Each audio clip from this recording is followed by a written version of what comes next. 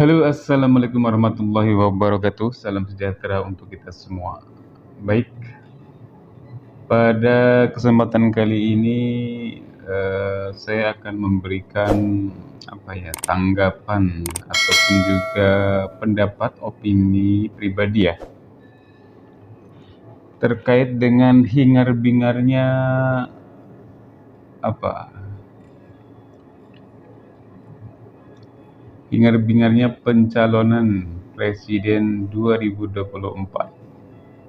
Seakan-akan sudah menjadi informasi ataupun pemberitaan yang wajib bagi kita ya, masyarakat, baik itu di media mainstream televisi maupun di jejaring media sosial.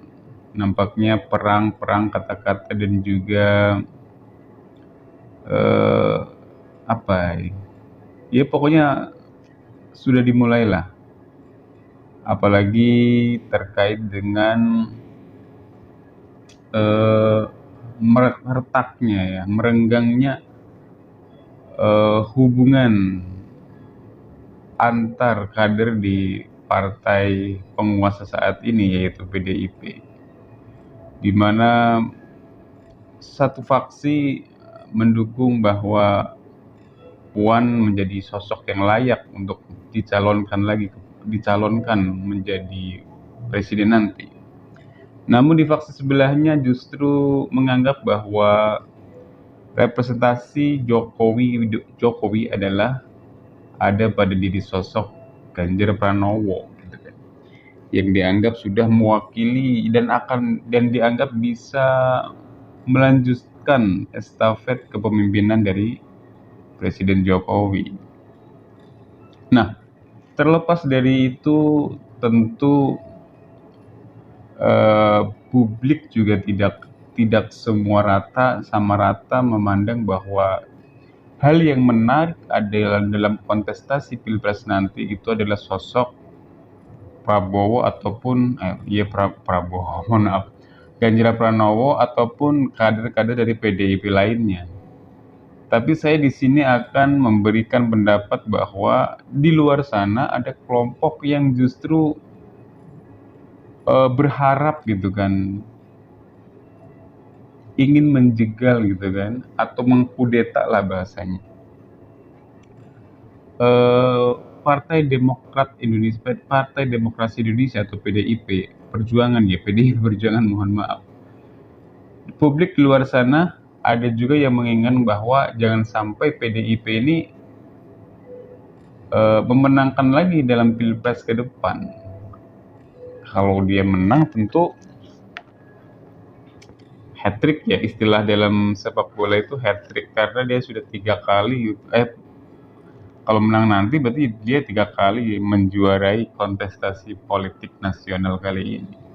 2014, 2019, dan juga nanti 2024.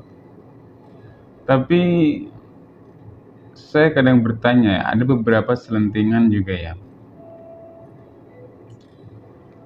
Partai PDI Perjuangan memang saat ini sudah lagi diambang ya, diambang popularitas, diambang elektabilitas ya. Terlepas dari plus minus ataupun juga puas atau tidak puas atas kinerja dari Bapak Joko Widodo ya. Tapi terlepas dari itu tentu kita juga tahu betul ya bahwa peran di luar dari sosok figur yang dicalonkan itu lebih dominan ketimbang figur itu sendiri. Kalau dipresentasekan mungkin 40-60 bisa jadi, atau 30-70. Artinya gini, sosok yang dicalonkan tentu harus punya track record yang baik ya, kebijaksanaannya dalam memimpin dan juga pengetahuannya tentang ideologi kenegaraan kita, Pancasila gitu kan, paham terhadap undang-undang dan lain sebagainya, dan juga bisa memecahkan berbagai isu yang sangat krusial, kemiskinan, pengangguran, pendidikan, yang sekarang lagi marak yaitu ideologi radikalisme gitu kan, dan lain sebagainya. Nah, katakanlah dari kapabilitas seorang calon itu memiliki nilai 30% dan 70%-nya yaitu peran-peran partai politik, mesin-mesin partai dan juga para simpatisan, relawan dan apa namanya? Dan konstituen lain yang memang terlibat dalam perhelatan politik ataupun pemilihan gitu ya. Nah, disinilah bahwa kekuatan PDIP kalau saya menilai ya memang masih sangat kokoh gitu ya untuk di apa? Untuk dihancurkan lah katakan ya, dihancurkan pada episode nanti gitu.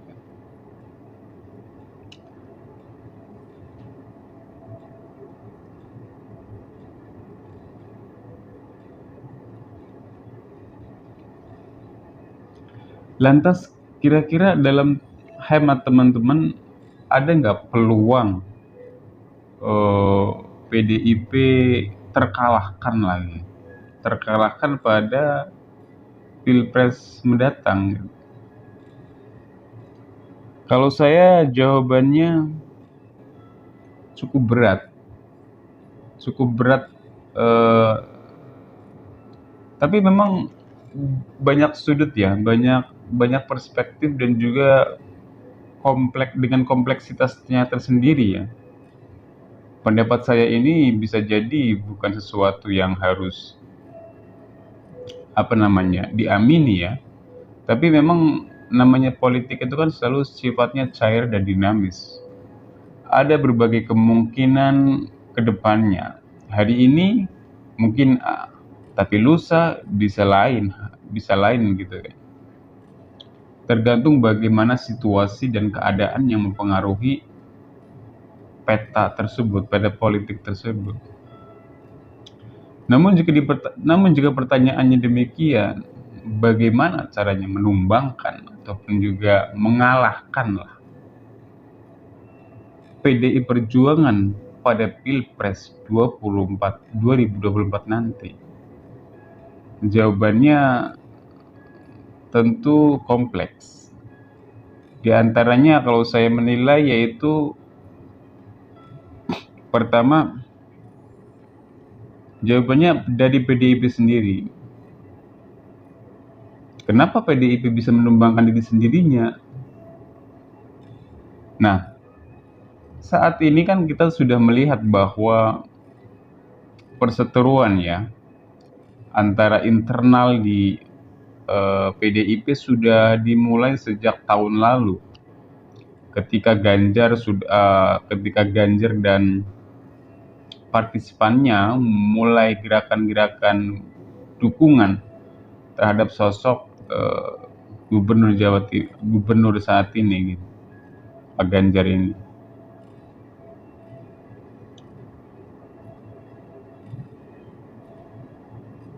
Lalu apa hubungannya dengan PDIP bisa mengalahkan ataupun bumerang bagi dirinya sendiri? Yaitu tadi, Pak Ganjar internal di kader di PDIP mengalami perseteruan yang cukup tajam lah, katakanlah tajam.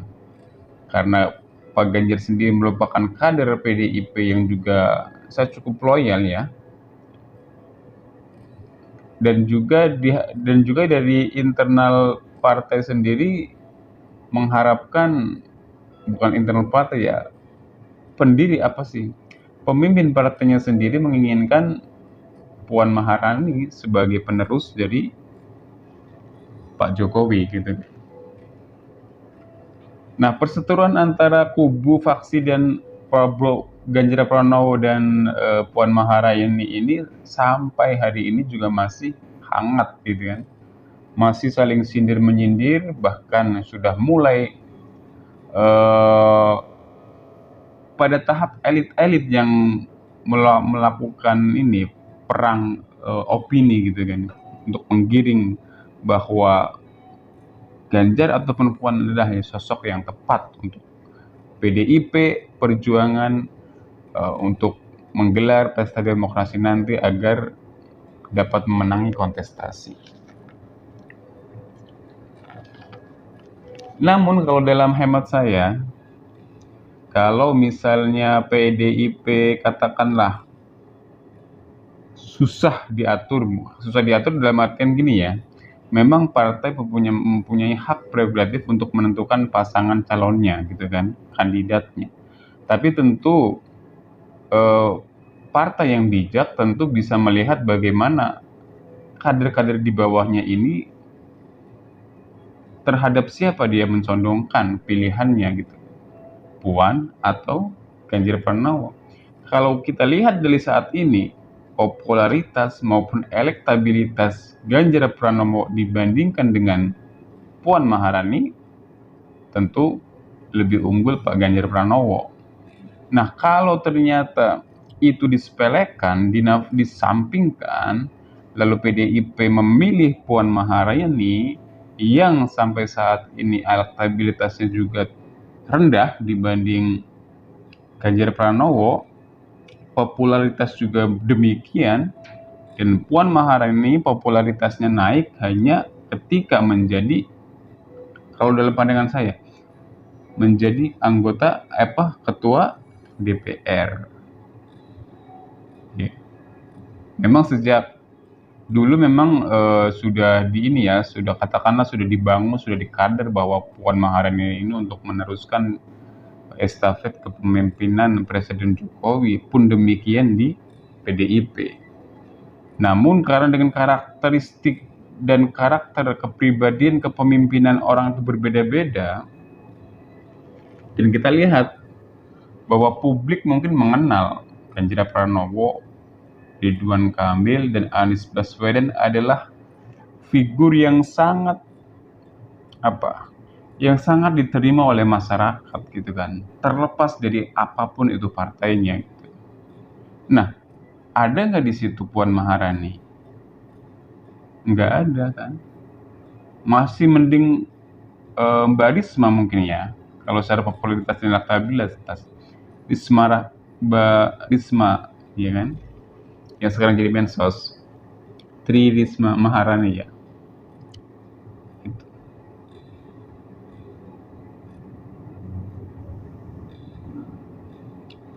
Belum lagi kalau kita mengulik pada pemberitaan media yang ada gitu kan. Apalagi Pak Ganjar ini memang sepak terjangnya sudah dikenal dengan masyarakat. Bisa dikatakan memang representasi Pak Jokowi, dia dikenal orang itu ya dekat dengan rakyat. Ada persoalan apa-apa dia langsung terjun ke masyarakat, terlepas itu pencitraan ataupun bukan. Masyarakat umum, masyarakat bawah menganggapnya itu adalah sosok pemimpin yang peduli dengan masyarakat.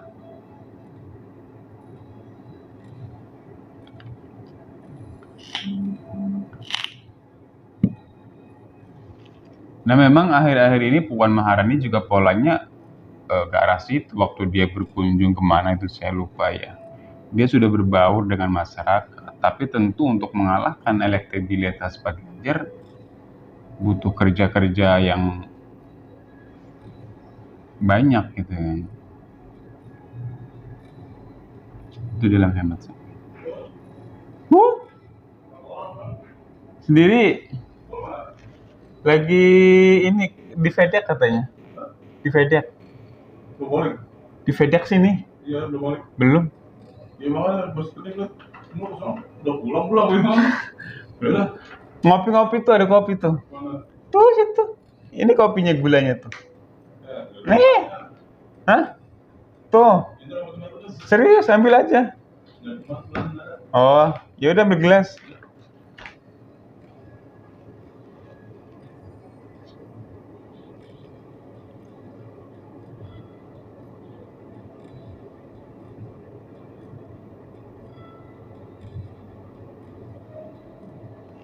Sorry guys ya, ada teman.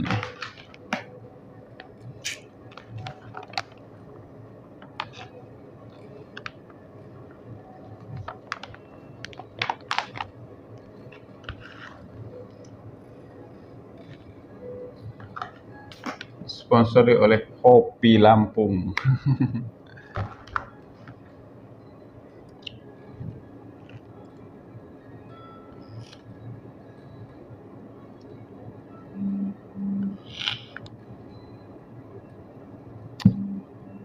Kita bolos aja guys ya di sini ya. Sorry guys, lightingnya mau jatuh guys.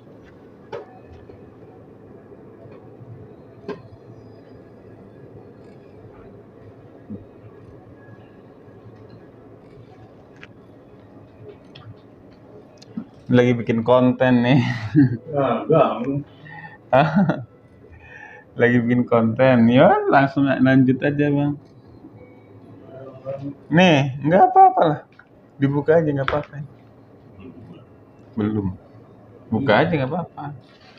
Emang nggak ada ini, nggak ada gelas itu.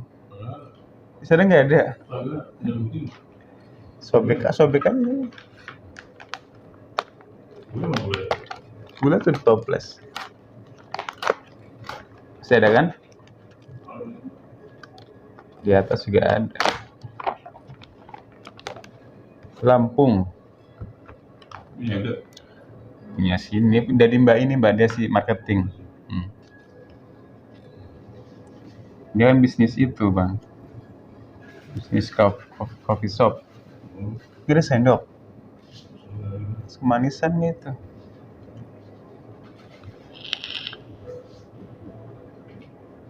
Ngomong lagi. Apa? Jalan aja. Iya jalan, ngomongnya di situ, di Udok situ. Maksudnya di dalam siapa gitu kan nggak tahu kan. Oh nggak bilang? Ngomong. Hanya mau dalam tuh, aku tuh dalam. Oh Wawan tadi masih ada. Airnya situ. Ada bos. Sini aja ngopi mah malam kalau pas saya di sini. Ada Amol ya. Kunci apa? Oh kacanya ya? Iya. Takutnya orang-orang nggak tahu kan kalau Iya, ada iya. mobil soalnya. Hmm. Kalau masuk dalam mobil dari kali mobil. Kalau pintu depan kan Nutup ya.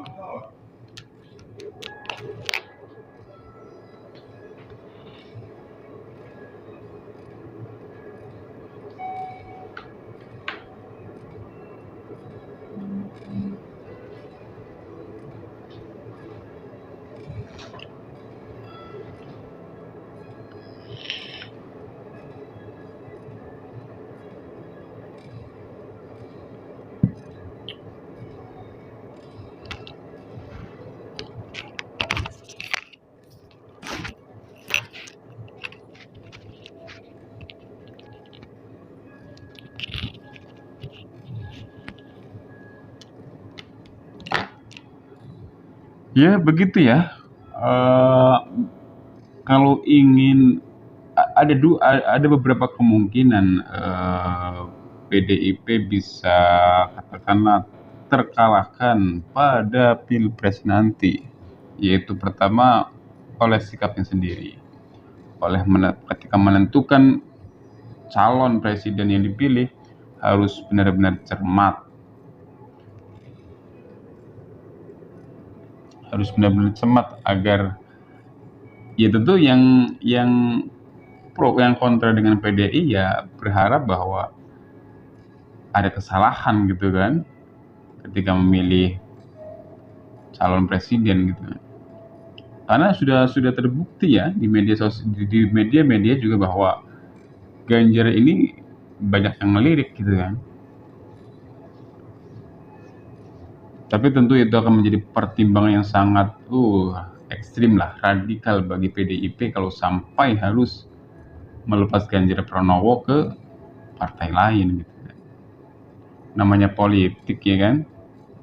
Seloyal-loyalnya kader, kalau dia punya peluang dan basis konstituen yang loyal, yang cukup, ya tidak memungkinkan kalau memang katakanlah dikhianati atau dianggap anak tiri, nggak dianggap gitu kan, ya bisa menentukan pilihannya keluar gitu kan, memilih partai lain gitu agar dia harapan-harapannya menjadi pemimpin juga lengkap gitu kan.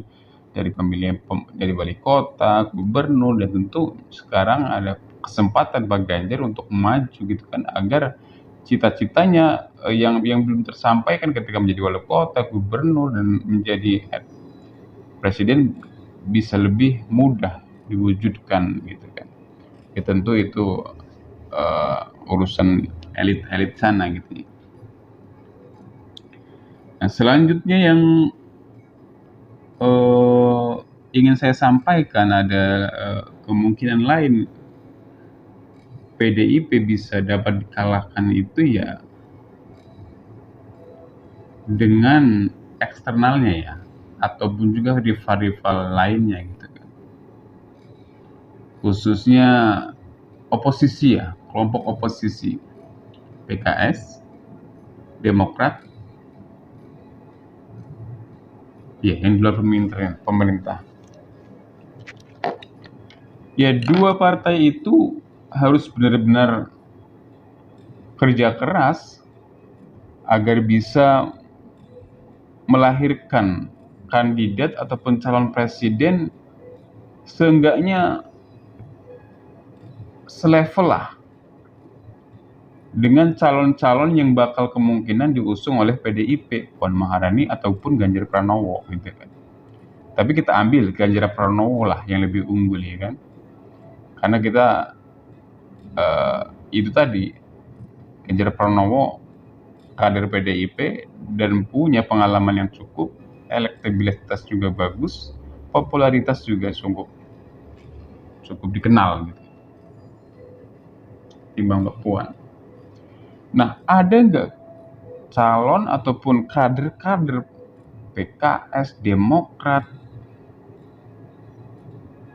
yang memang punya sosok seenggaknya popularitas, elektabilitasnya sama dengan Ganjar Pranowo gitu kan.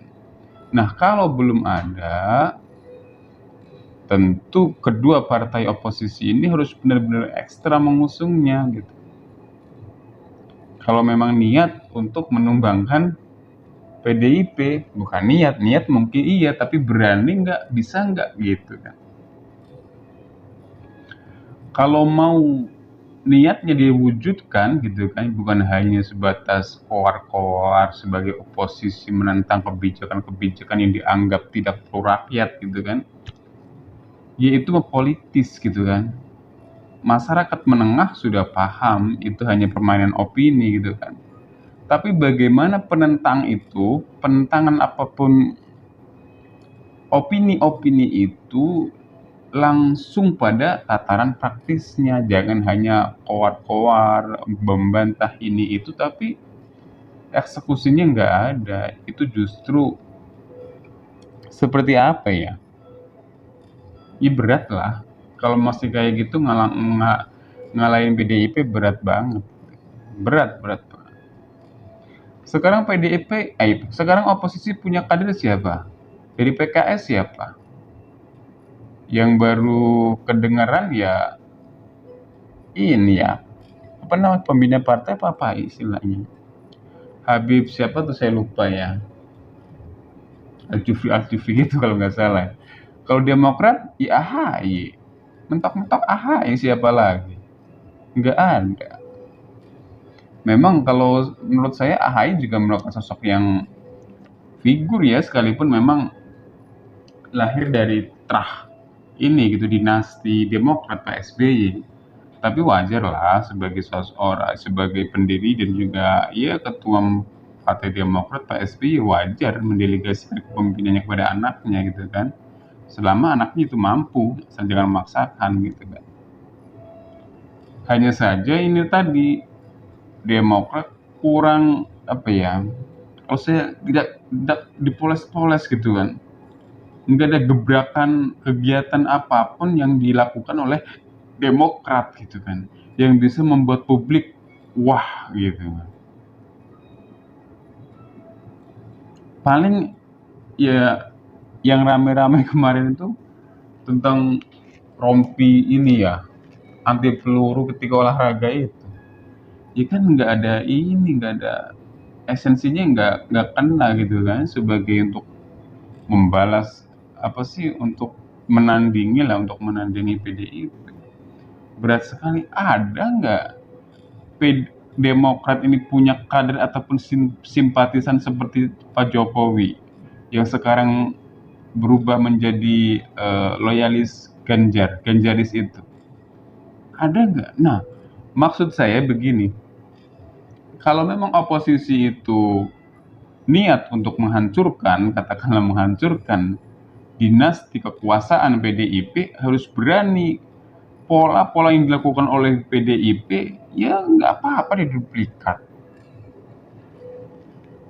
Artinya pola-pola seperti ada relawan, media sosial, buzzer gitu kan, selama itu informasi yang didapat adalah fakta gitu kan, sekalipun dapat diperdebatkan ya nggak masalah, yang penting jangan black campaign, itu kan yang dilarang. Ada nggak itu tadi dari kader ataupun relawan yang oposisi ini punya pola-pola seperti itu? Kalau tidak punya, saya rasa berat untuk menandingi, apalagi menumbangkan PDI Perjuangan.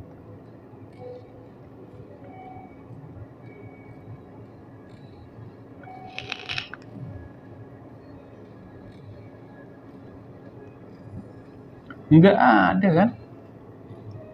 Sekarang Ganjaris didukung oleh Eko Kuntadi, Denny Siregar, terus Ade Armando, iya kan? Karena memang mungkin, sekalipun memang dia adalah buzzer bayaran, buzzer RP ya disebutnya, tapi memang secara akademis mereka jalan gitu kan. Memang mereka lumayan ini ya, kalau saya melihat gitu kan, di media-media Facebook maupun juga di YouTube-nya memang jempol gitu kan. Sekalipun dapat kritikan tajam, hujatan tajam dari masyarakat yang ya tentu yang itu juga yang kontra dengan beliau, mereka itu kan.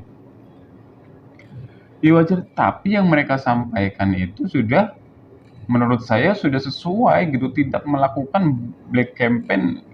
Artinya memang perang ini opini gitu kan, yang tidak menjatuhkan lawan gitu. Artinya yang tidak menyerang, maksudnya tidak menyerang pribadi gitu kan. Nah, saya belum melihat itu di beberapa partai lain ya kan. Hanya di era Pak Jokowi gitu kan. Kalau ada gitu kan, insya Allah gitu kan, PDIP bisa tumbang. Itu tadi polanya. Pola yang dilakukan oleh kader-kader PDIP atau relawan-relawannya bisa dilakukan oleh partai-partai lain yang ingin mengkudeta PDIP pada Pilpres 2024 nanti. Bahkan kalau mau flashback ya, ketika perhitungan suara di mahkamah kalau nggak salah ya, antara 1-2 itu kan, Prabowo kan nomor 2 ya, Jokowi nomor 1 ya. Ketika menghadirkan saksi, justru saya miris, kenapa gitu kan, kubu Prabowo yang mengklaim kecurangan justru menghadirkan saksi dari pakar IT yang justru ya itu tadi gitu kan. Aduh, salah milih kalau salah milihnya apa? Pakar-pakar yang diklaim dia merusak data sendiri gitu, nggak melakukan sesuai dengan prosedur gitu kan. Dan itu kalau teman-teman mau lihat, silakan dibuka lagi tentang mendatangkan saksi-saksi ahli itu ketika penghitungan suara di Mahkamah Konstitusi, yang pada saat itu dari kubu Jokowi itu Salah satunya yaitu lawyernya adalah ketum PBB, aduh sumpah, Yusril Ihsan Mahendra, ya itu bisa dibantah di situ.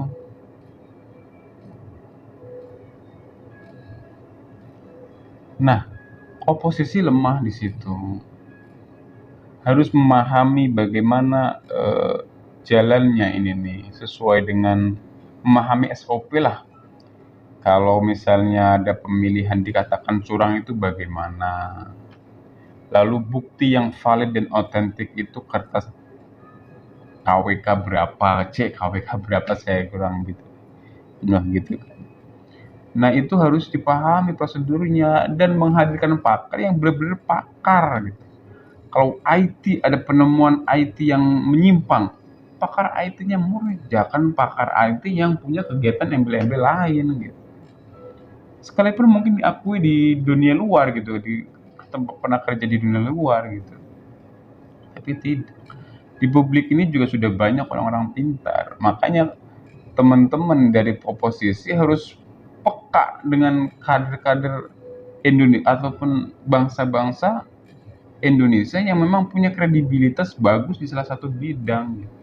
Jangan hanya tertutup internalnya sendiri, kelompok partainya sendiri. Harus bisa mencari kader-kader yang di kampung-kampung, di perguruan tinggi yang memang punya jempolan gitu kan, bukan hanya untuk ini politik pragmatis, tapi memang benar-benar murni berpolitik untuk kepentingan bangsa gitu.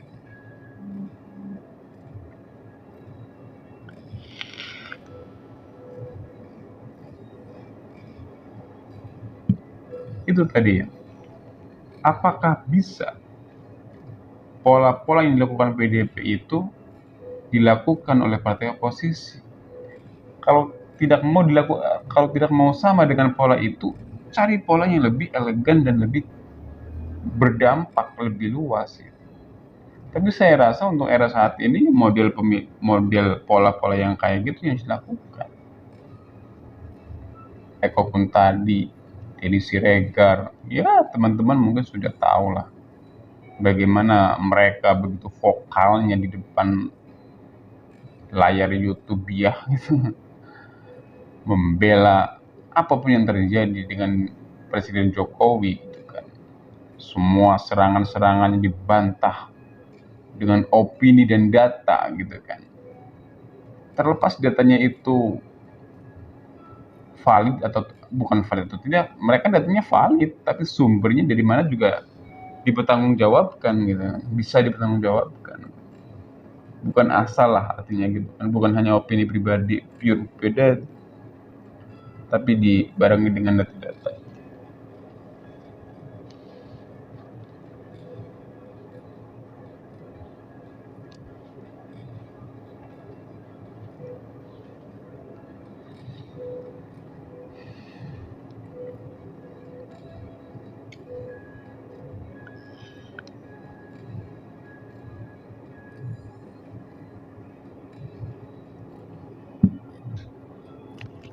Ini sebenarnya complicated sih ya. Tapi kalau dalam hemat saya ya begitu. Kalau partai-partai lain ingin menumbangkan Jokowi, ya harus kerja keras. Pola-pola yang dilakukan PDIP pada era Jokowi, ya harus dilakukan juga gitu kan. Dan memilih kadernya jangan asal-asalan.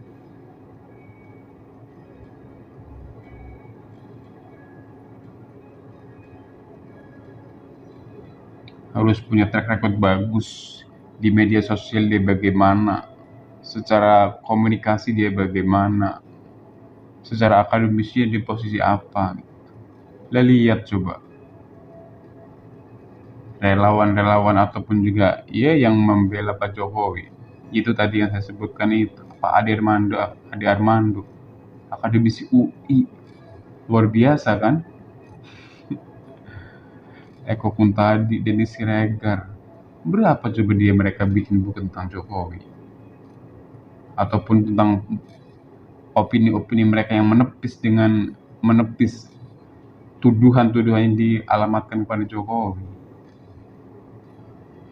Bisa nggak kader partai lain seperti itu gitu maksudnya, loyalisnya gitu. Kalau tidak bisa akan sulit. Dan sekarang mereka sudah menyatakan dukungannya kepada Pak Ganjar Pranowo gitu kan. Sudah otomatis Ganjar Pranowo ini akan bakal didukung habis-habisan dengan mereka gitu kan.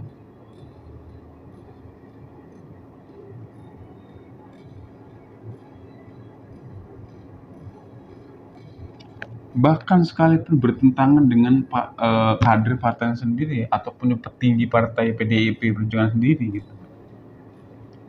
Yang kemarin tuh ada di Lawyer Club itu siapa? Eko Kun tadi menjawab siapa itu, saya lupa. Petinggi itu juga PDIP dan dia DPR RI gitu. Yang mempertanyakan dari mana asal duitnya itu relawan.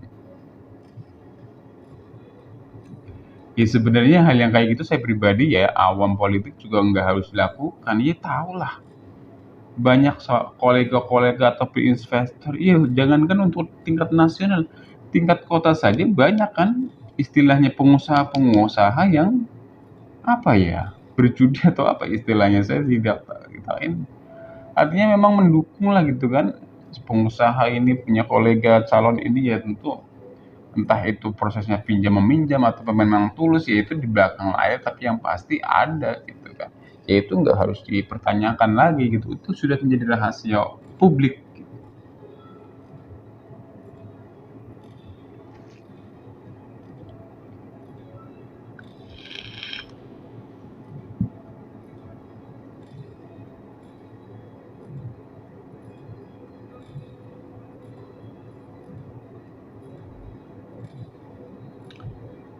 Tapi kalau saya masih berpendapat bisa-bisa hat-trick ini PDIP ini. Apalagi kalau dia memilih Ganjar gitu kan. Memilih Ganjar terus mesin-mesin partai relawan-relawan yang bekerja seperti halnya pada era Jokowi luar biasa.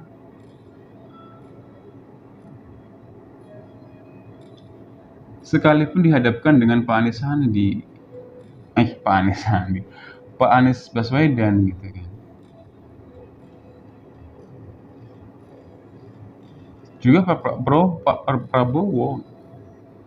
Apalagi kalau isunya Pak Prabowo dengan Mbak Puan. Masih berat sih sebenarnya.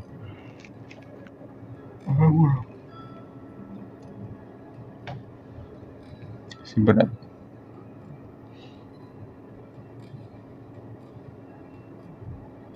Tapi kalau Prabowo Ganjar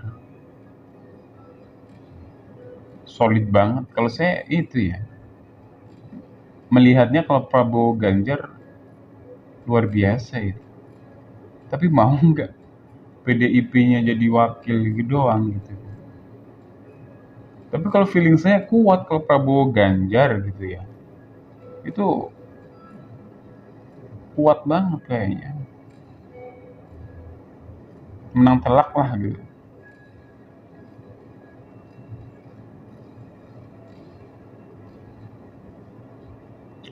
Paling ya kalau Prabowo Puan ya, kalau Ganjar ya paling ya bisa-bisa dipinang gitu ya, pinang orang lain. Atau memang ya dia mau mengusulkan sendiri gitu ya. Kedua. Puannya sama Prabowo, Ganjarnya sendiri gitu bisa jadi. Gimana nafsu politiknya nanti?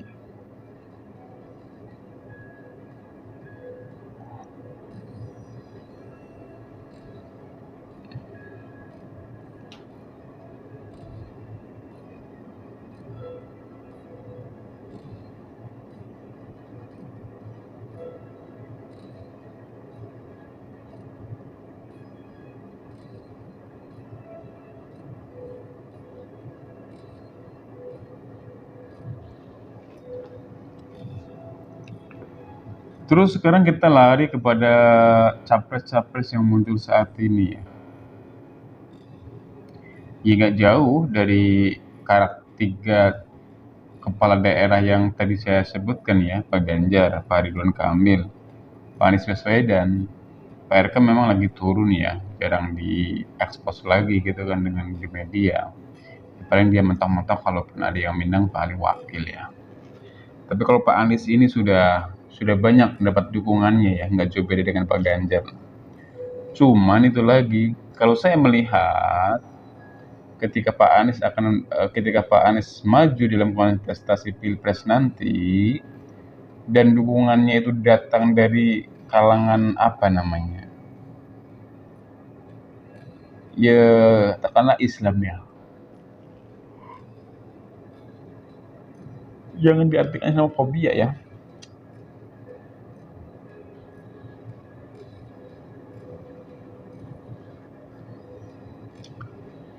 Kalau sampai Pak Anies ini muncul dukungannya semuanya dari katakan mengklaim bahwa dirinya ulama lah, inilah itulah,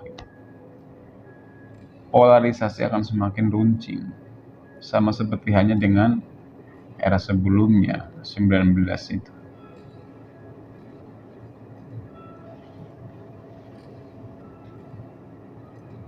Dan tidak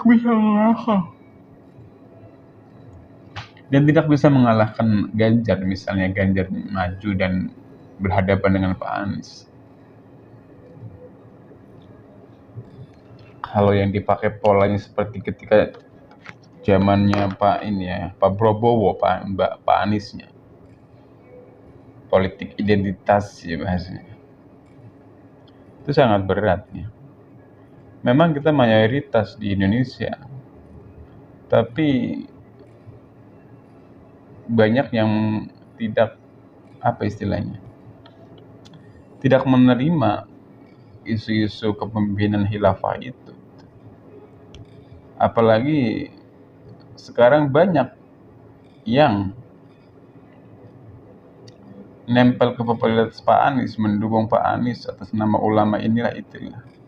Nah, saya mencurigainya itu adalah bagian dari ini sebenarnya settingan dari yang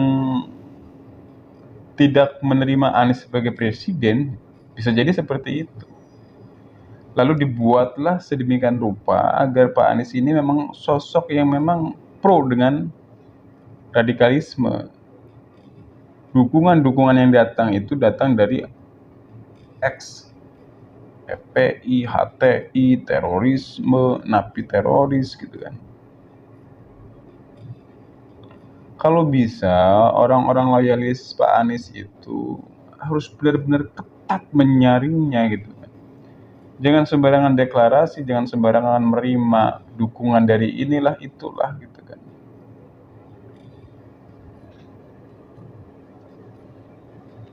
Kalau sampai stigma itu terus melekat pada diri Pak Anies dan buzzer-buzzernya juga ataupun relawan media sosialnya menggerakkan kata-kata itu atas nama agama, polarisasinya akan semakin tajam. Ngeri kalau saya melihat, kalau sampai seperti itu ya. Dan sekarang kan juga sudah beredar kan, dukungan Pak Anies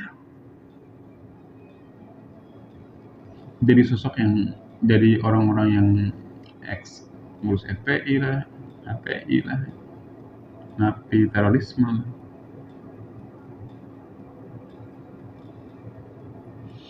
Apalagi memang Pak Anies ini kalau secara figur ya,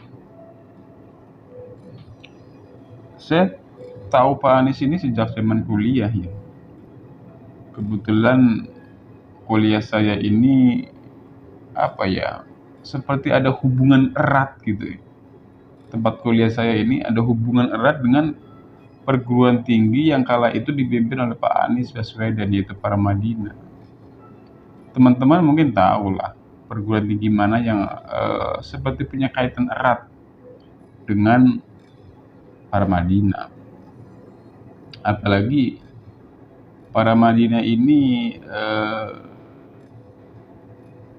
sebuah perguruan tinggi yang diklaim sebagai perguruan yang bukan diklaim ya, istilahnya dianggap ya stigma dari masyarakat umum gitu melihatnya sebagai perguruan tinggi yang liberal. Ada juga yang mengatakan bahwa perguruan tinggi ini perguruan Syiah. Karena banyak di situ orang-orang Iran gitu kan, wallahu alam ya. Tapi memang saya mengenal perguruan tinggi ini ketika saya kuliah. Saya haus dengan diskusi-diskusi dan di situ ada pusat kajiannya. Pusat kajian yang mendiskusikan tentang isu-isu keislaman gitu.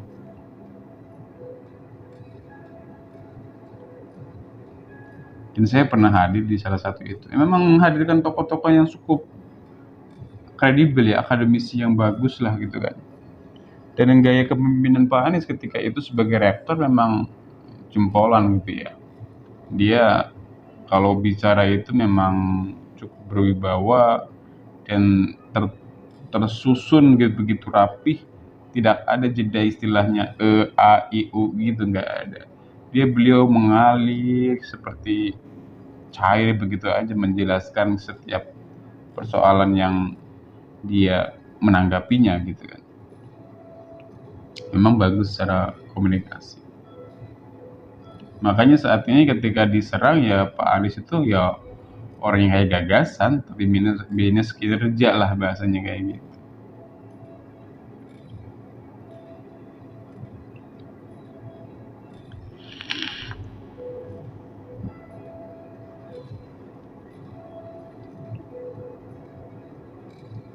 Nah, isu-isu yang mau berhubungan dengan perguruan tinggi yang dia pimpin nanti pasti itu akan mencuat lagi, isu-isu tentang Syiah dan lain sebagainya itu. Apalagi memang beliau merupakan keturunan non pribumi lah, keturunan Arab lah beliau keturunan Arab, non Habib gitu.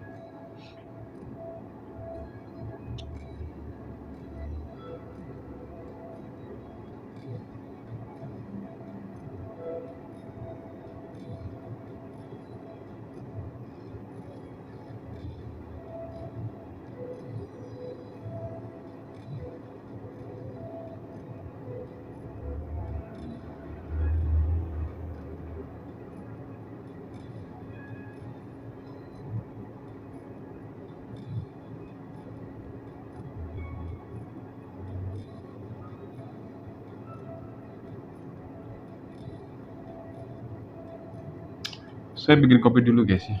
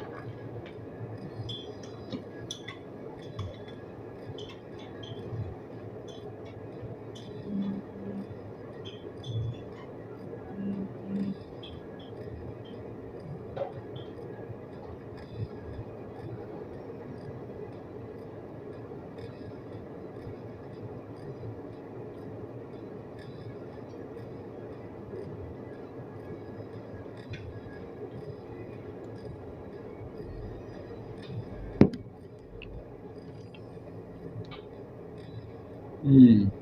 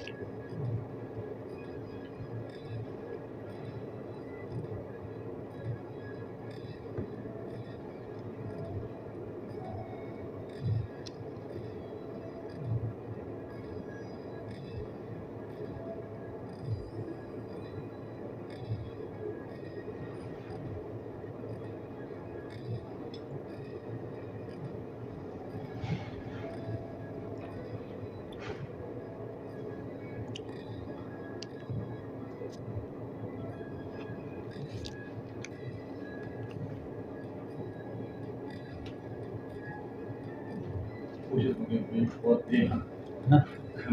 Ya, bengkel lah. Wah, nggak jadi gua dengan itu tambang nikel. Jadi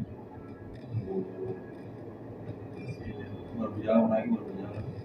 di ada mana? Aku udah tunggu.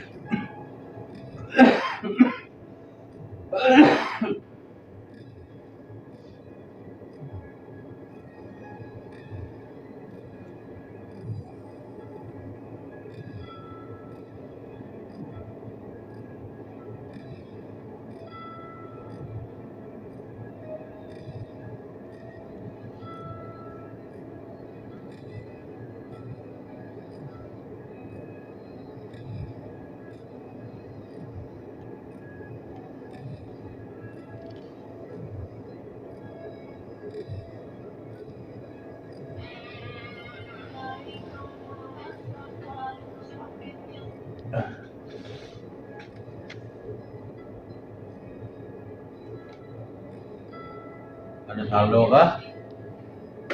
Saldo udah menipis. Mau depo nih. Gue udah duit nih, gue bisa kayak gini berkah nih tenang. Ada duitnya mana? Ada nih. Hah? Ada. Udah lama nggak main. Bulan nggak main. Lah, kemarin main. Kapan? Lepas saya di sini itu. Ya itu mah bukan main lah, cek.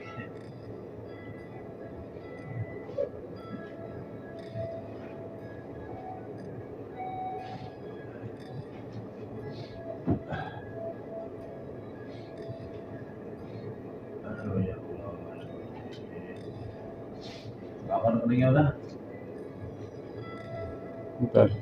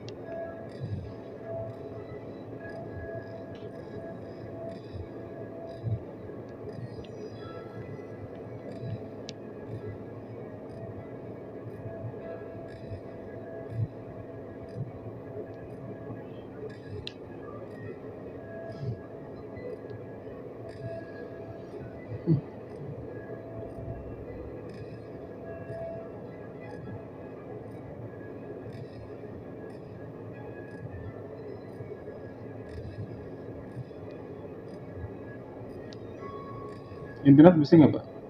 Bisa ya, bisa. Satu.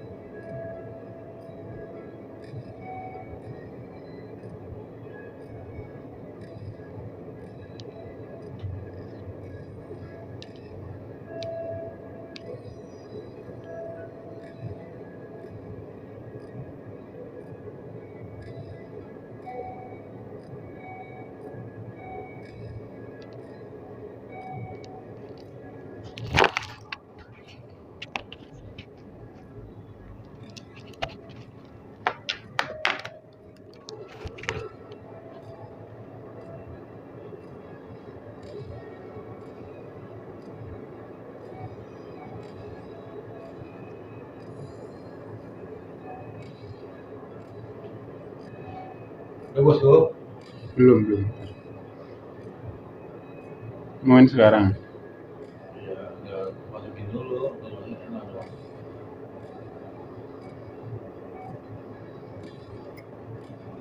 Merah aja.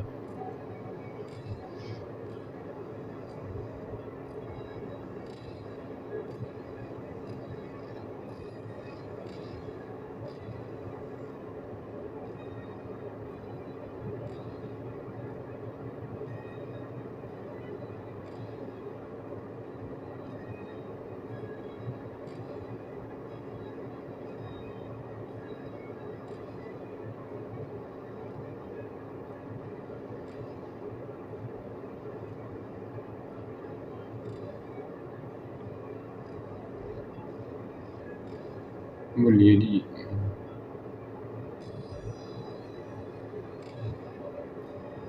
Udah Pak.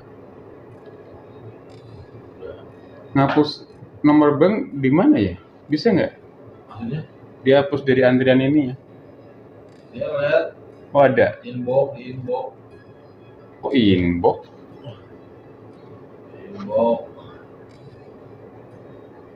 Inbox mau pemberitahuan inilah. Apa sih di mana?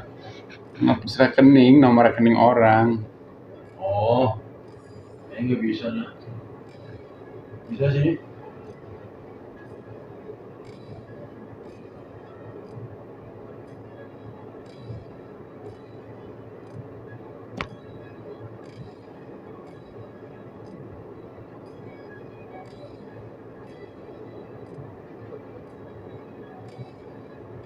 Kalau menang nyicil dong.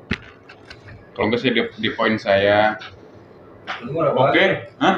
300 lagi ya? Ini sembarangan 4,5. Nah kan lu nyicil waktu itu. Iya tadi kan 550 Pak. Banyak ya? Saya catat di situ ada 4,5 lagi. Oke, poin saya juga main kalah mulu saya. Apok tuh lagi apok. Ya udah bisa lebih banyak tuh cuma apok. Tapi enggak sih. Ya maksudnya saya kalau udah karena kalau menang tuh ya pingin lagi kan. Saya udahlah udah 3 kali udah tekor udah ngepres gitu maksudnya udah kembali ini. Kalau lagi enak kan 10.000 jadi gope, 10.000 kali 20.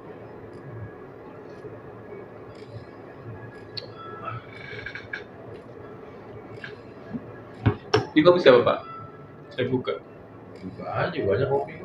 Kopi enak. Nggak mau nyobain Mbak Desi ini kopinya. Di Lampung. Udah dapat 300 nih Pak dolarnya nih.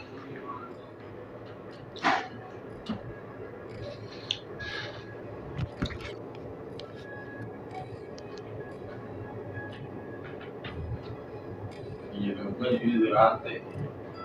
Apanya? Itu kalau di rantai.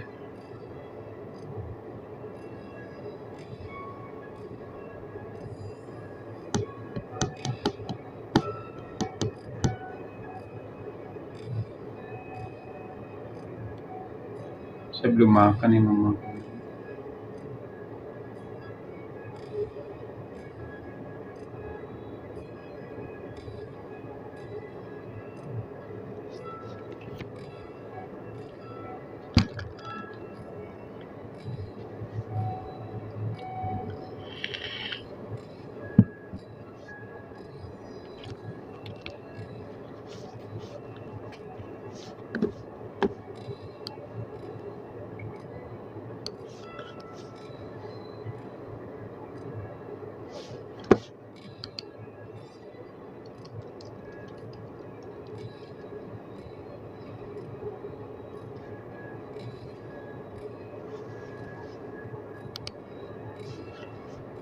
Hai pemain 1, siap hadapi tantangan ini? Kita menuju ke informasi selanjutnya, pemirsa. Majelis Sang Presiden mendeklarasikan dukungan kepada Anies Majelis Baswedan Sang sebagai capres Presiden dalam mendukung capres. Lebih dari 200 orang ikut serta dalam deklarasi itu. Mereka terdiri dari ex FPI, ex-HTI, dan mantan narapidana teroris. Mereka Kelompok yang menamakan diri Majelis Sang Presiden mendeklarasikan dukungan kepada Anies Baswedan untuk maju dalam Pilpres 2024. Acara deklarasi ini berlangsung di Hotel Bidakara, Jakarta. Sebelum acara dimulai, sempat terjadi ketegangan antara panitia penyelenggara dan peserta yang hadir sebagai undangan. Sejumlah orang meminta agar bendera bertuliskan kalimat tauhid yang sempat dipasang di panggung agar diturunkan. Pasalnya, bendera tersebut kerap diidentikan dengan bendera kelompok Hizbut Tahrir Indonesia (HTI). kenapa? Namun, ketegangan tak berlangsung lama karena bendera itu lekas diturunkan. Dolarnya baru 380. Acara pun berlanjut dengan deklarasi dukungan kelompok Dolarnya Majelis Sang 30, Presiden rupiahnya kepada Anies 380. Baswedan sebagai capres dalam Pilpres 2024. Kelompok ini terdiri dari Yang mantan masuk. anggota FPI, mantan anggota HTI, dan juga Yang masuk mantan baru narapidana 380. teroris. Rekening AdSense. Ya, Rekening AdSense. Kita ini panggilan karena memang kami Buat rekening ini, buat rekening ATM. menjadi presiden di periode 2024. Nanti transfer ke itu. Jadi kayak ini. Karena kan figur beliau ini sangat dibutuhkan Iya, withdraw. oleh bangsa ini. Dan WD. amanah dari segi ya banyak faktor yang sifatnya Bapak Anies Baswedan ini sudah layak dan sangat amat layak dan dibutuhkan oleh bangsa ini untuk memimpin sehingga di kedepannya bangsa Indonesia akan menjadi lebih baik. Mewakili teman-teman dari Anies. narapidana terorisme. Nggak tahu. Majelis Dengan Sang kami Presiden, anggota Majelis Sang Presiden. Pencalonan Bapak Anies Baswedan sebagai calon Presiden RI untuk periode 2024 sampai 2029. Di latar belakangi bahwa kita menginginkan Iya kan dia sowan ke Ridwan Kamil. perubahan yang lebih baik. Kan Jawa Barat Kita ingin kan bahwa nilai-nilai kencengan Islam. universal dari nilai Islam itu bisa diaplikasikan di dalam kehidupan berbangsa dan bernegara. Kita sebagai seorang dai, seorang aktivis, segala upaya yang bisa mendukung untuk diterapkan nilai kebaikan akan kita dukung, akan kita sokong. Luar biasa. Rencananya deklarasi serupa akan digelar di lokasi yang berbeda. Dari Jakarta, Debbie Tobin Samsudin, TV One mengabarkan. Anda menjalankan bisnis, Pak, massage, atau bisnis jasa lainnya? Anda kewalahan dengan pengaturan jadwal yang berantakan. Emang boleh.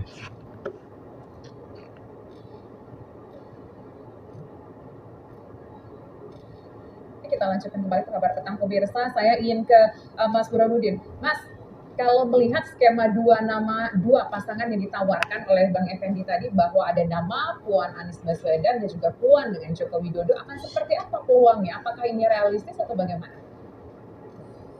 Dari sisi hukum saya persilahkan Bung Refli yang menjawabnya. Tapi setahu saya tidak ada larangan bagi seorang presiden 2 kali untuk maju sebagai calon wakil presiden. Setahu saya.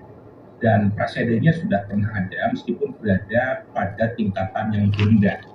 Yaitu ketika Mas Bambang DH saat itu sebagai wali kota Surabaya 2 kali itu maju mendampingi kepala pemerintahan kota Surabaya saat itu, Ibu Tri Risma hari ini. Jadi PDI Perjuangan mengusung paket Risma Bambang DH. Bambang DH tidak bisa maju lagi sebagai wali kota karena sudah 2 kali, tapi diusung sebagai calon wakil wali kota mendampingi Risma. Menang memang, tetapi kemenangannya tipis, ya, sekitar 40%. Di peringkat kedua yaitu Arif Affandi Adis Kadir kurang lebih sekitar 36%. Poin saya apa? Satu, PDI Perjuangan pernah punya presiden mencalonkan kepala daerah 2 kali maju sebagai calon wakil. Luar biasa Yang kedua, PDIP nih. meskipun akhirnya menang paket Risma Bambang DH, tetapi kemenangannya tidak mutlak, hanya 40%, selisih kurang lebih sekitar 4% dibanding peringkat kedua. Jadi meskipun saat itu Mas Bambang DH populer, tetapi ada sebagian warga Surabaya menganggap posisi Mas Bambang BH maju sekali lagi sebagai calon wakil itu dianggap kurang memenuhi fatsun atau etika politik. Jadi, saya kaitkan dengan sekarang, bisa kalau misalnya ada usulan terkait dengan Mbak Puan sebagai capres didampingi oleh Pak Jokowi, mungkin secara hukum legal tidak bermasalah. Nanti Bung Refli yang menjawabnya. Tetapi mungkin ada sebagian masyarakat yang mempertanyakan dari sisi etika politik. Nanti akan muncul misalnya Pak Jokowi dianggap terlalu nafsu kalau sampai ngusung Puan, kalau menurut saya. Karena ada larangan terkait 2 kali maju sebagai capres, kemudian dia sebagai cawapres. Nah, hal-hal ini bisa menjadi persoalan. Meskipun dalam politik kan apa saja bisa terjadi, tetapi tentu saja ada persoalan yang harus dijawab kalau misalnya Pak Jokowi maju sebagai cawapres Mbak Puan. Nah, soal Mbak Puan dengan Anies, lagi-lagi dalam politik apapun bisa terjadi, ya. Tetapi pertanyaannya adalah seberapa besar kemungkinan itu terjadi. Pertama, Mbak Puan bagaimanapun calon utama dari PD Perjuangan. Beliau sudah pernah menjadi Menko PMK, pernah sekarang menjadi Ketua DPR, mengurus partai dari kecil, ya, dari awal, jadi bukan kos-kosan lagi, tetapi mengurus PD Perjuangan dari awal. Tetapi problem PD Perjuangan itu bukan soal nominasi. Soal nominasi kan sudah selesai karena PD Perjuangan melebihi syarat presidensial threshold untuk bisa mengajukan diri tanpa harus koalisi dengan partai lain. Tapi pertanyaannya adalah, apakah Anies Baswedan bersedia maju sebagai pendampingnya Mbak Puan? Nah, ini harus diuji sekali lagi. Yang kedua, kalau bersedia, apakah basis Anies Baswedan bersedia untuk memilih paket ketika Anies bukan sebagai calon presiden, tapi calon wakil presiden?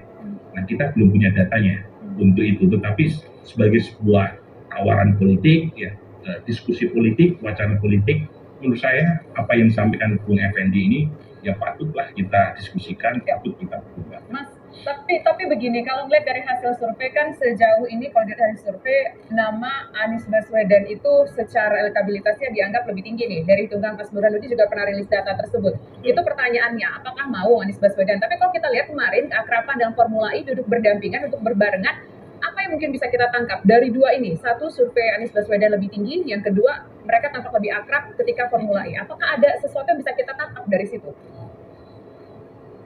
Good time. Diperkaya Choco Chips berkualitas.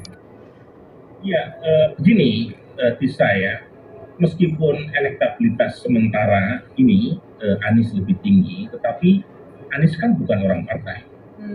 Sementara menurut Undang-Undang Dasar 45 yang berhak mencalonkan calon presiden maupun wakil presiden adalah partai politik.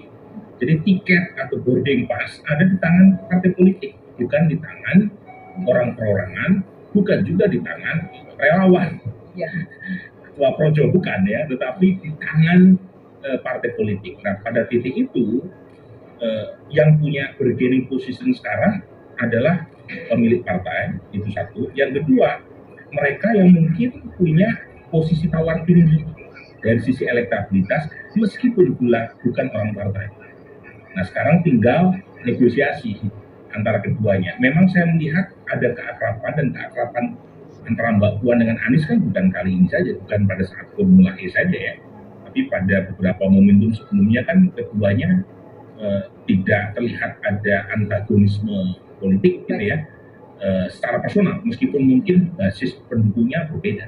Oke, baik. Nah, sekarang kita ingin ke Bang Refli Harun. Bang Refli, apakah benar kalau secara hukum berbicara lah soal rencana skema Mbak Puan Maharani dan Pak Jokowi, apakah benar ini tidak akan melanggar hukum atau bagaimana tanggapan Anda dari segi keilmuan tata negaranya seperti apa?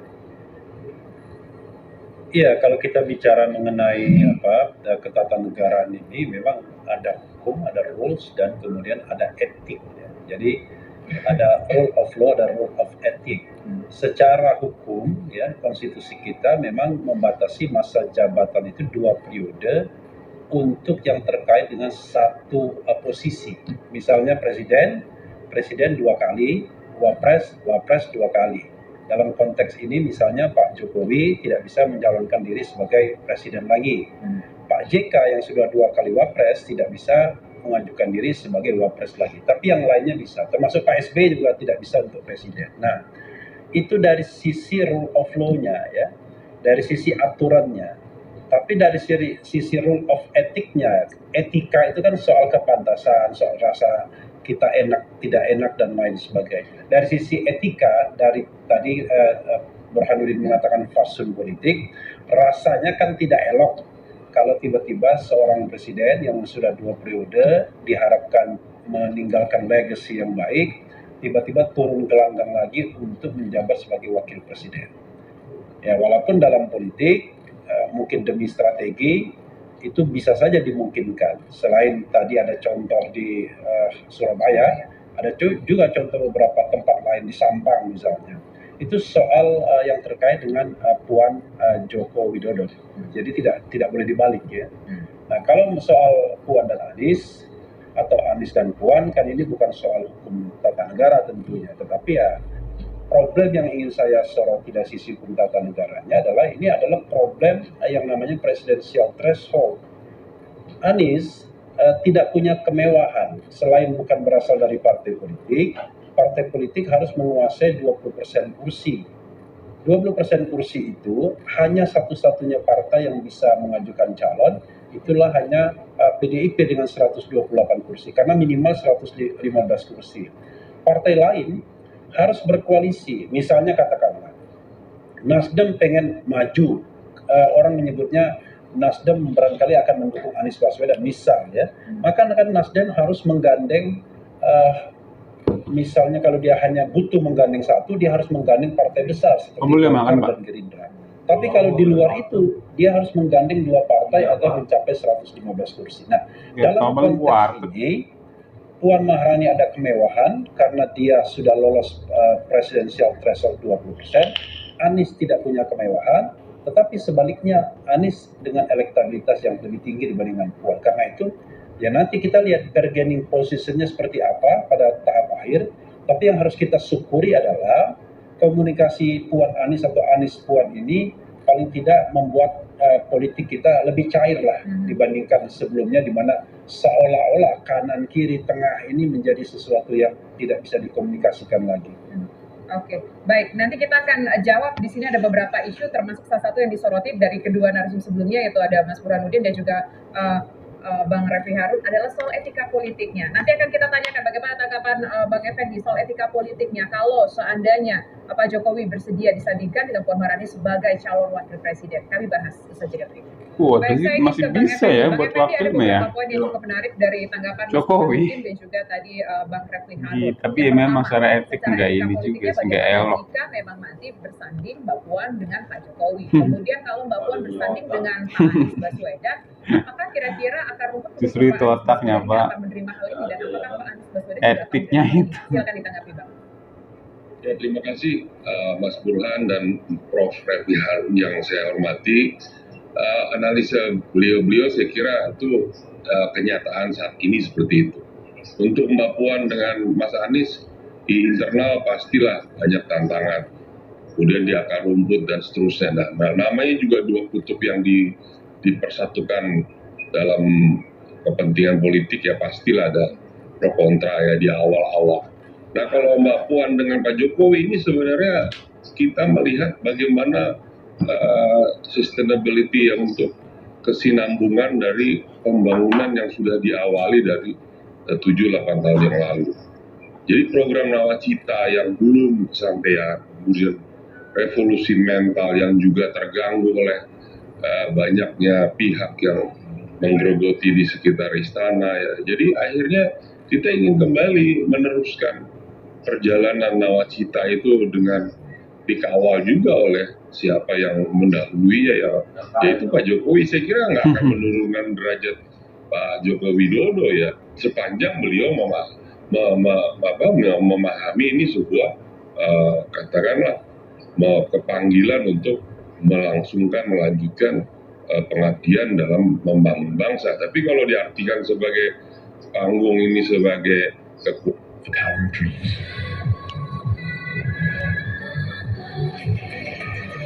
kekuasaan dan ini sebagai tahta, ya pastilah menjadi berbeda.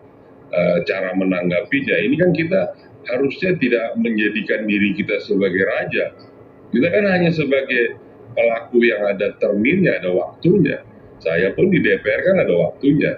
Semua kita ada waktunya. Kita bukan pemilik tunggal dari Republik ini. Kita hanya pelaku di masanya yang kita bisa melakukan di masa bakti kita. Jadi dua usulan yang saya sampaikan ini adalah tentu bacaan saya sebagai kader PDI Perjuangan, sebagai anggota DPR dan sebagai masyarakat, mencerminkan bagaimana kita menyudahi yang terlalu membebani, tidak produktif, antara dikotomi nasionalis lah, apalah, kemudian religius dan seterusnya, yang akhirnya kita banyak sekali terbuang energi kalau pasangan Mbak Puan dengan Mas Anies dipertemukan. Nah, kemudian alternatif yang lain yaitu bagaimana kemudian menjamin kelangsungan daripada pembangunan ini yang diaktori juga oleh Pak Presiden sendiri. Karena kalau dia kemudian misalnya ya, periodisasi ini tidak bisa dilanjutkan 3 tahun dan juga tidak ada lagi upaya untuk secara konstitusi peluang untuk menambah 3 periode, maka harus mencari siapa suksesor untuk bisa melanjutkan program besar kayak IKN, program besar Undang-Undang Ciptaker, program besar dan seterusnya. Alasannya karena masa DPR harus dilanjutkan dan diselesaikan begitu ya Bang ya. Nah sekarang saya ingin ke Mas Burhanuddin. Mas Burhanuddin, yang cukup menarik juga di sini adalah misalnya kita bahas adalah soal Mbak Puan dengan Pak Jokowi. Apakah mungkin Pak Jokowi akan menyetujui ini? Kalaupun nanti memang ujung-ujungnya begitu, apakah mungkin ada tanggung jawab dari Pak Jokowi untuk mengiyakan itu, atau mungkin ada rasa tertentu lah yang harus disampaikan begitu dari Pak Jokowi? Kalau menurut Anda seperti apa hitungan politiknya dari Pak Jokowi? Ya tentu Pak Jokowi sendiri yang bisa menjawabnya ya. Kalau dilihat dari rentetan peristiwa-peristiwa politik yang terkait dengan Pak Jokowi, kemudian juga dengan PDIP, apakah ada? Ada 2 hal yang harus dijawab dulu. Apakah skenario Puan Jokowi ini masuk atau tidak ya di hitung-hitungan Pak Jokowi sendiri maupun hitung-hitungan Ibu Mega sebagai ketua umum partai PDI Perjuangan. Yang pertama adalah berkaitan dengan etika politik tadi. Saya tidak yakin pendukung Pak Jokowi itu semuanya setuju ketika Pak Jokowi, tanda kutip ya, itu turun gelanggang dari calon presiden 2 kali dan menang, kemudian menjadi calon wakil presiden. Siapapun pendampingnya, bisa Pak Prabowo, kan muncul juga Prabowo Jokowi, bukan hanya Puan Jokowi, tapi juga muncul juga usulan Prabowo Jokowi. Nah, saya tidak yakin pendukung Pak Jokowi akan solid mendukung opsi ini. Karena mungkin sebagian pendukung Pak Jokowi mempersoalkan masalah etika politik. Ya. Mungkin sebagian ada juga orang seperti Budi Ari yang sami'na wa ta'na apapun yang diputuskan oleh Pak Jokowi, jika pun Pak Jokowi bersedia sebagai wakilnya Mbak Puan. Itu yang pertama. Yang kedua, itu berkaitan dengan apakah paket ini memungkinkan menang atau tidak. Ya, baik. Karena bagaimanapun kalau misalnya Puan Jokowi dan sebagian pendukung Jokowi sendiri tidak berkenan, kalau misalnya Pak Jokowi sebagai nomor 2 karena alasan etika, kan otomatis peluang menangnya jadi berkurang. Baik. Nah yang terakhir tentu paket ini kan tidak menyelesaikan yang Bung Effendi Simbolon tadi sebut, yaitu mengurangi tensi polarisasi. Baik. Karena Mbak Puan dan Pak Jokowi sama-sama berasal dari ranah nasionalisme. Oke. Terakhir saya ingin ke Bang Refli, singkat saja komentar Anda. Iya, saya kira kuncinya harusnya ya politik kita jauh lebih terbuka. Pilihan-pilihan itu tidak hanya ditentukan elit politik, tapi oleh masyarakat juga. Tetapi kan sayang sekali sampai sekarang presidensial threshold itu belum dikabulkan. Tapi saya masih berharap karena masih ada permohonan yang sekarang berproses. Jadi kalau presidensial thresholdnya itu 0, maka sesungguhnya manuver-manuver politiknya jauh lebih melibatkan partisipasi masyarakat ketimbang sekedar pemikiran-pemikiran elit. Begitu. Baik, terima kasih Bang Refli Harun, terima kasih Mas Burhanuddin, dan terima kasih juga Bang Effendi sudah bergabung bersama kami di program Kabar Petang. Selamat petang semuanya.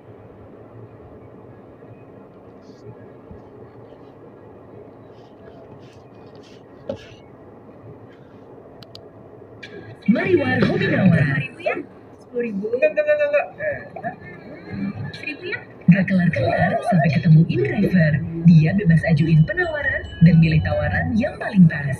Tumpangan kamu bisa gini gak? Butuh mood booster? Makin siap dengan Julo. Jus, langsung top up e-wallet. Bayar nanti. Julo kredit digital, siap melesat hidupkan hari.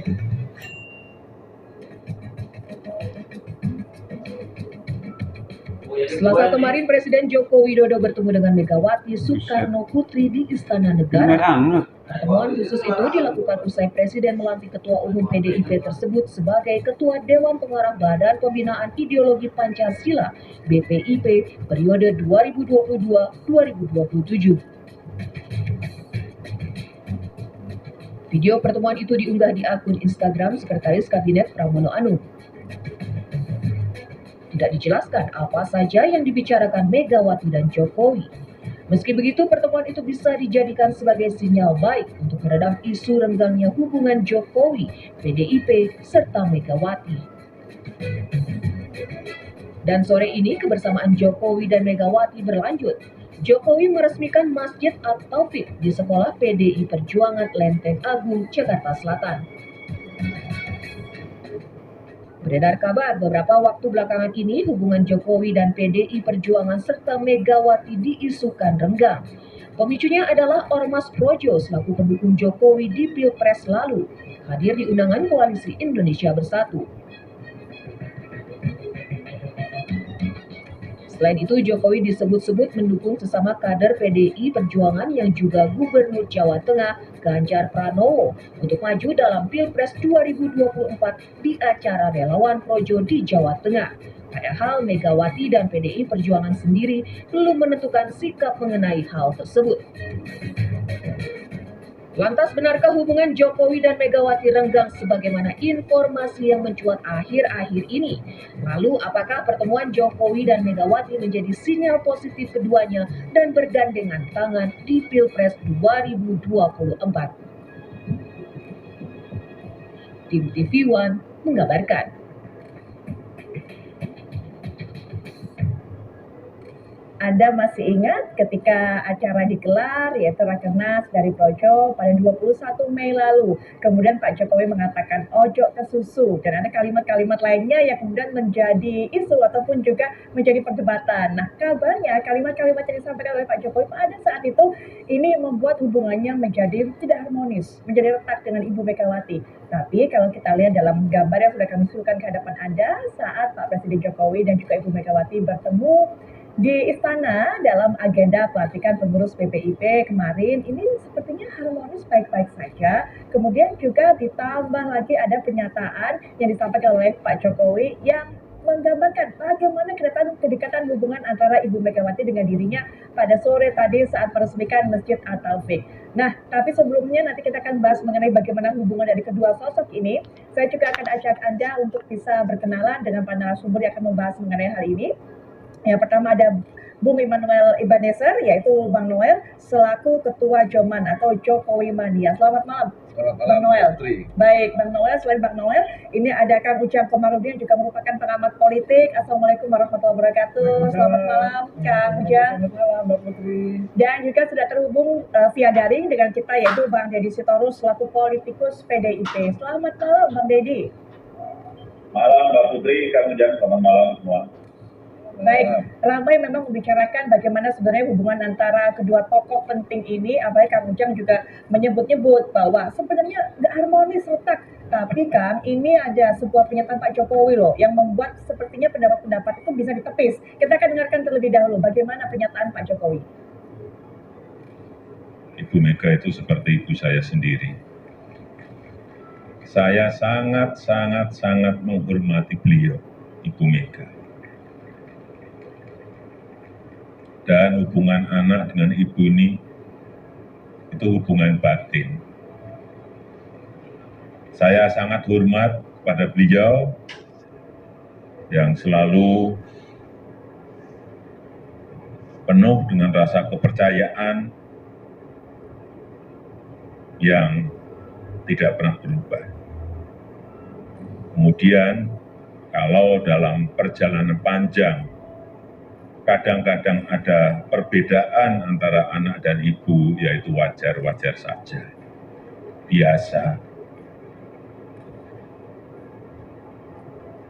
Hubungannya begitu dekat, seperti anak dengan ibu. Jadi kalau sepanjang perjalanan, ya ada sedikit-sedikit yang nggak cocok, itu biasa. Dan bahkan Pak Jokowi mengatakan bahwa Ibu Mega ini kepercayaannya kepada saya tidak berubah. Bang Deddy, betulkah seperti itu Bang Deddy? Kalau kemarin apa? Karena banyak yang bilang bahwa sebenarnya hubungan keduanya ini sempat retak kemarin, sempat panas. Ya, retak dan panas itu kan menurut pengamat.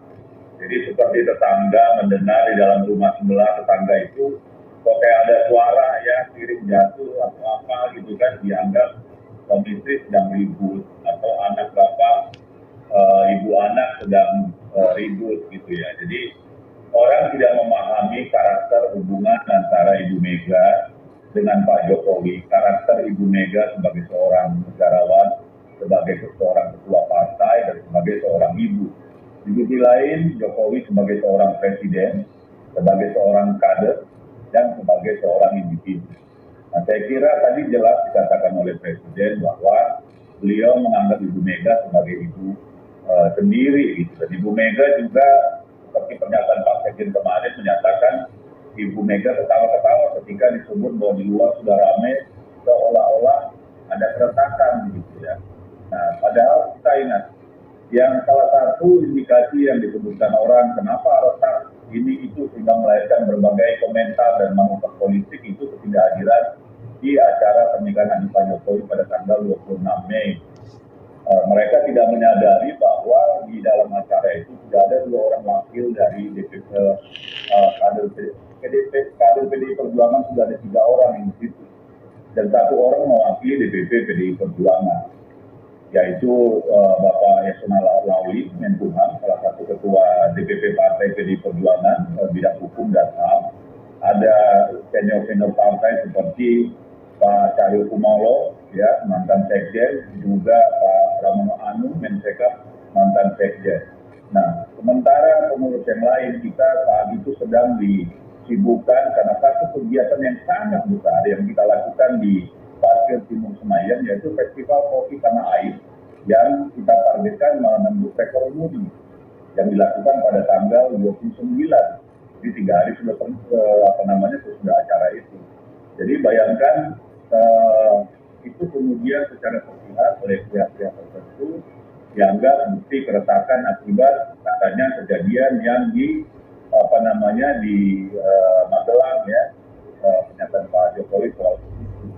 Nah, saya kira ini konteks ini kepentingan ini yang kemudian dirangkai secara sembarangan gitu ya, tanpa tadi pemahaman kontekstual hubungan kedua tokoh kita ini, sehingga akhirnya melahirkan riak-riak politik yang sebenarnya tidak penting gitu ya. Tapi ya itulah, memang kan kita selalu suka menjudgment, suka menebak-nebak gitu ya. Padahal kita harus paham bahwa Pak Jokowi adalah seorang presiden saat ini yang menjabat dan tidak mungkin lagi mencalonkan diri pada periode yang akan datang. Tentu berbicara secara konstitusi tidak boleh pihak memihak gitu ya. Apa yang dilakukan oleh Pak Jokowi kemarin di Magelang jelas adalah sebuah teaser atau gimmick untuk menghangatkan suasana dan sekedar membuat acara menjadi riuh rendah gitu ya. Dan itu dapetin diskon Traveloka Holiday Stays hingga Rp1,5 juta sampai Juni 2022.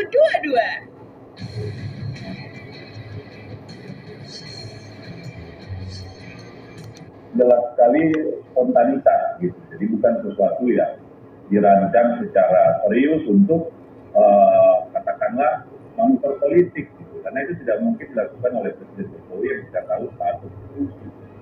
Nah, saya kira inilah yang kemudian menjadi keributan di dunia politik, dunia medsos dan sebagainya.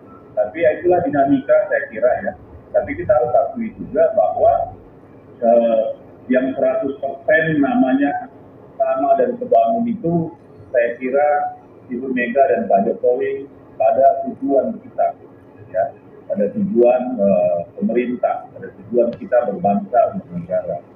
Pada sisi lain tentu selalu akan ada dinamika-dinamika yang saya kira dari ininya batasnya sudah jelas. Yang pertama konstitusi, yang kedua keterikatan sebagai kader, dan kemudian tadi hubungan psikologis sebagai ibu dan anak. Saya kira kalau kita melihat itu dengan jernih, tidak perlu orang berspekulasi macam-macam gitu. Tapi ya sudah, saya kira tanpa itu mungkin banyak yang kurang puas, karena kita tahu banyak kelompok-kelompok yang ingin selalu mencoba mengganggu hubungan antara Ketua Umum Megawati Soekarno Putri dengan Pak Jokowi demi keuntungan-keuntungan politik, demi ambisi-ambisi, ya, dan demi tujuan-tujuan yang kita sendiri nggak tahu, karena sudah sangat jelas bahwa tidak mungkin Pak Jokowi sebagai presiden bicara di kursi A atau si B, itu melanggar konstitusi. Gitu. Tapi kan kemudian kejadian di Magelang itu di leverage demikian rupa sebagai sebuah manuver politik Jokowi. Ya ini yang menurut saya, ya cobalah menjadi kita ini jadi bangsa yang lebih jernih gitu ya. Jangan melihat dia di permukaan, tapi tidak melihat di bawah itu, dan akhirnya kan bisa mengganggu. Baik, Bang Noel, PDIP mengatakan bahwa hubungannya selama ini baik-baik saja kok. Tapi memang tidak bisa dipungkiri bahwa isu itu sempat beredar. Nah, penyebabnya disebut bahwa memang banyak sekali relawan seperti Projo, kemudian juga Bang Noel mungkin yang terus mengajukan nama Ganjar Pranowo ini sebagai capres tentunya. Ini, saya tidak mau mengomentari soal perpecahan antara Bu Mega dan Jokowi. Tapi sebelumnya sudah terjawab dengan Pak Deddy Sitorus tadi, bahwa dijawab oleh Deddy Sitorus, kemudian dijawab juga oleh Presiden bahwa hubungan kebatinan antara Presiden dan Bu Mega itu seperti anak dan ibu. Nah itu sudah terjawab, artinya sudah ternegasi bahwa opini publik selama ini yang basisnya spekulatif sekali itu sudah terjawab. Tidak. Kedua, kita lihat juga bahwa ada beberapa pernyataan Presiden bahwa ya kalaupun perselisihan itu kan biasa. Apalagi kita lihat Bu Mega sebagai Ketua Umum PDI Perjuangan, beliau ini kan matang sekali ya dalam politik Indonesia. Karena beliau ditempa begitu luar biasa. Ini guru bangsa. Saya melihatnya bukan lagi Ketua Umum partai, tapi guru bangsa. Ya kejadian-kejadian kemarin kan hal biasa loh, itu dinamika politik. Nah problemnya memang ada beberapa elit-elit di partai ini reaktif dalam melihat gejala ini. Apalagi kita lihat hari ini ada framing seakan-akan para relawan ini merusak citra dan mengadu domba partai. Kami tidak punya kepentingan untuk itu. Kami bangga dengan ada partai. Karena biar gimana pun salah satu instrumen demokrasi itu adalah partai politik itu sendiri. Gak mungkin kita coba mengkerdilkan peran partai, nggak mungkin. Gitu loh. Apalagi underestimate partai. Peran partai itu terpenting. Nah problemnya hari ini memang ini kan menjadi fenomena luar biasa tren relawan ini. Karena ini kan jawaban dari problem partai yang tidak mampu memberi solusi dan jawaban berkaitan dengan isu-isu kerakyatan. Nah, dalam hal itu sebetulnya partai bisa menjadi mengevaluasi dirinya. Baik. Gitu. Baik. Nanti apalagi kita kan di framing seakan-akan gara-gara relawan ini akhirnya ya partai gimana gitu. Baik, nanti kita dengarkan mengenai bagaimana partai mengevaluasi dirinya dari Bang Deddy. Tapi sebelum itu Kang Ujang mungkin bisa berikan pendapatnya. Jadi nggak salah yang apa yang dikatakan oleh orang-orang publik, termasuk juga pengamat politik, bahwa hubungannya baik-baik saja ternyata. Ya, saya apresiasi pertemuan tersebut sebagai dua tokoh bangsa itu kan meredakan situasi. Tapi kan sebenarnya begini, persepsi keretakan itu kan pertemuan itu tidak merubah persepsi itu. Sama halnya seperti begini, Pak Jokowi hadir di pagelaran Formula E. Apakah dipersepsikan mendukung Anies? Kan tidak. Tetapi sekali lagi tentu ini jawaban yang luar biasa dari Pak Presiden ya, bahwa selama ini tidak ada keretakan. Tapi begini saya analisa, hubungan PDIP dengan Pak Jokowi panas adem dari dulu. Lihat ketika Pak Jokowi jilid pertama kabinet itu PDIP keras mengkritik Pak Jokowi. Saya ingat itu waktu itu lalu ada reshuffle dan Pak Pramono masuk, penambahan kursi bagi PDIP itu keras, sangat keras, sangat jelas itu hubungannya tidak bagus. Lalu di periode kedua sama teman-teman PDIP senior gitu yang mengkritisi terkait penanganan COVID, dan itu mengkritisi Pak Jokowi. Lalu kita melihat secara kebatinan, saya melihat ya tentu tadi saya dianggap kurang tepat dan lain sebagainya. Saya melihat begini, ada isu di luar sana yang mau saya katakan sejak tahun lalu saya bilang menganalisa secara komprehensif saya katakan, saya menganalisa nih, nanti bisa dibantah juga oleh elit PDIP, bahwa saya bilang apa yang didukung oleh Pak Jokowi belum tentu, apa yang didukung oleh PDIP belum tentu didukung oleh Pak Jokowi. Oke. Ya, saya udah lama itu mengatakan itu, dan saya rasa secara kebatinan juga Bang Emmanuel Benjir paham itu, tapi tidak mau bicara. Nah, saya tegaskan sekali lagi mengapresiasi pertemuan itu, tapi tidak merubah persepsi bahwa ada perbedaan pendapat itu. Itu kan bahasa halus dari Pak Presiden begitu. Tapi bahasa di bawahnya itu bahasa, mohon maaf, ketegangan yang luar biasa. Oke, Kak Mucang. Bang Deddy nanti mungkin selanjutnya bisa tanggapi, yang didukung partai belum tentu didukung Pak Jokowi, termasuk juga harusnya partai mengevaluasi diri yang dikatakan oleh Bang Noel. Kami akan bahas tentunya setelah jeda berikut ini, kami segera kembali.